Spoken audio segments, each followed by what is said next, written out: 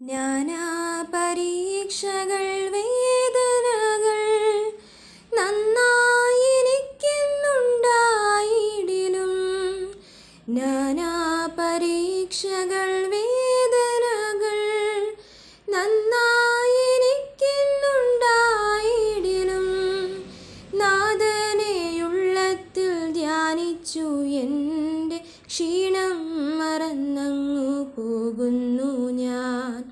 നാഥനെയുള്ളത്തിൽ ധ്യാനിച്ചു എൻ്റെ ക്ഷീണം മറന്നങ്ങു പോകുന്നു ഞാൻ. ദൈവവചന ചിന്തകൾ കേൾക്കുന്ന എല്ലാ മാന്യ ശ്രോതാക്കൾക്കും ക്രിസ്തീയ സ്നേഹവന്ദനം. സദൃശവാക്യങ്ങളുടെ പുസ്തകം 1-ാം അധ്യായം 26-ാമത് വാക്യം. ഞാനും നിങ്ങളുടെ അനർത്ഥത്തിൽ ചിരിക്കും എന്നുള്ള വാക്യമാണ്. നമ്മുടെ ജീവിതത്തിനകത്ത് വ്യത്യസ്തമായ പല സാഹചര്യങ്ങളുടെ നടുവിലൂടെയും നാം കടന്നുപോയിട്ടുണ്ടാകാം. നന്മയുടെയും അനുഗ്രഹത്തിൻ്റെയും സമൃദ്ധിയുടെയും ഉയർച്ചയുടെയും ഒക്കെ കാലം നമ്മുടെ ജീവിതത്തിനകത്ത് കടന്നു വന്നിട്ടുണ്ട്. അവിടെ നിരവധി ആളുകൾ നമ്മുടെ സന്തോഷത്തിൽ പങ്കുചേരുകയും നമ്മോടൊപ്പം ആനന്ദിക്കുകയും ചെയ്തിട്ടുമുണ്ടാകാം. എന്നാൽ ജീവിതത്തിലെ ചില അനർത്ഥഘട്ടങ്ങളിൽ, ചില കഷ്ടത നിറഞ്ഞ, ചില വേദന നിറഞ്ഞ, ചില നഷ്ടങ്ങൾ നിറഞ്ഞ, ചില പ്രതികൂലങ്ങൾ നിറഞ്ഞ ഘട്ടങ്ങൾ നമ്മുടെ ജീവിതത്തിനകത്ത് കടന്നു വരും. ആ സന്ദർഭങ്ങളിൽ എല്ലാവരും നമ്മെ വിട്ട് അകലുകയും ഒരുപറ്റം ആളുകൾ നമ്മുടെ കഷ്ടതയുടെ നടുവിൽ, നമ്മുടെ വേദനകളുടെ നടുവിൽ നമ്മെ നോക്കി പരിഹസിക്കുകയും ചിരിക്കുകയും കളിയാക്കുകയും ഒക്കെ ചെയ്യുന്ന അനുഭവങ്ങളും കടന്നു വന്നു എന്ന് വരാം. നാം ദൈവത്തിൻ്റെ വചനം നോക്കുമ്പോൾ ന്യായാധിപന്മാരുടെ പുസ്തകം 16-ാം അധ്യായത്തിലേക്ക് കടന്നു വരുമ്പോഴും അവിടെ കാണുന്നത് ശിംശോൻ്റെ ജീവിതത്തിനകത്ത് അരുതാത്ത വഴികളിലൂടെ കടന്നു പോവുകയും താൻ ശത്രുക്കളുടെ കൈക്കകത്ത് അകപ്പെട്ടിട്ട് താൻ വളരെ വേദന നിറഞ്ഞ ഘട്ടങ്ങളിലൂടെ കടന്നു പോവുകയും ചെയ്യേണ്ടതായ ഒരു സാഹചര്യം തൻ്റെ ജീവിതത്തിനകത്ത് കടന്നു വന്നിട്ടുണ്ട്.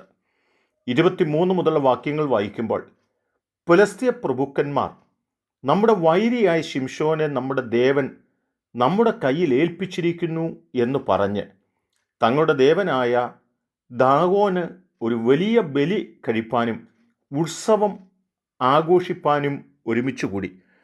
ശിംശോനെ അവരുടെ കയ്യിൽ ലഭിച്ചതിൻ്റെ സന്തോഷത്തിൽ അവനെ അപമാനിപ്പാൻ, നിന്ദിപ്പാൻ, പരിഹസിപ്പാൻ, അവൻ്റെ അനർത്ഥകാലത്ത് അവനെ ഏറ്റവും കൂടുതൽ ഉപദ്രവിപ്പാനുള്ള മനസ്സോടുകൂടി തന്നെ കണ്ണുകൾ കുത്തിപ്പൊട്ടിച്ച് അന്ധനാക്കി ദേവൻ്റെ ക്ഷേത്രത്തിൽ കൊണ്ടുവന്ന് നിർത്തിയിരിക്കുന്ന ഘട്ടമാണ്. ശിംശോൻ്റെ ജീവിതത്തിൽ ഏറ്റവും കൂടുതൽ പരിഹസിക്കപ്പെട്ട ഒരു ഘട്ടം, ഏറ്റവും കൂടുതൽ മറ്റുള്ളവരാൽ അപമാനിക്കപ്പെട്ടിരിക്കുന്ന ഒരു ഘട്ടം. എങ്ങനെ ഈ സാഹചര്യത്തെ മറികടക്കണമെന്ന് തനിക്ക് അറിയാത്തതുപോലെ താൻ ഭാരപ്പെടുന്നുണ്ട്.